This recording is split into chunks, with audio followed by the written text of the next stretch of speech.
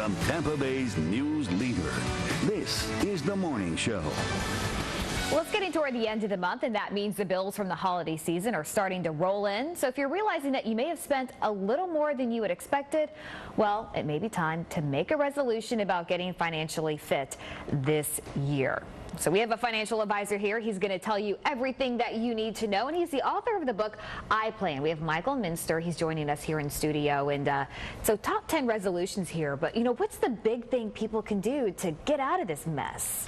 Well, I had asked that yesterday, actually, to a close confidant, 72 years young, Jordan. I said, Jordan, you know, what would be the top resolution of this year? And he said, Mike, you have to stress the I Plan, and that is the book that I wrote in reference to basically addressing all our resolutions, not only in 2013, but for many years to come. And I focus in on the first few chapters, that of throwing away the word budget. Because we've heard it. It's almost become a fictitious term in Washington. They can create or print money out of thin air, kick the can down the road, as they call it, as far as debt. But in our own households, we can't. And so what I try to do, because it's translated into our own households, as far as a lot of debt, as you're kind of mentioning, is create that of the napkin on the fridge and simplifying the word budget in a way that we can all do it. It's very simple. We can just take a napkin out, have our napkin on the fridge. And what I mean by that is putting your expenses down.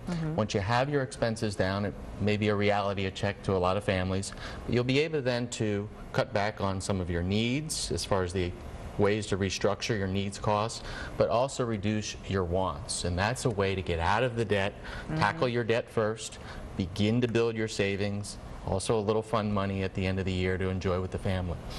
Now, I know we can't get through all of them right now. I know we're running short on time here, but, you know, of the top 10, you know, we talked about the number one, but what's another important thing that you really want people to keep in mind, if you can just sum that up in the quick? You know, because I think all 10 are most important, but another one is to seek out expert guidance.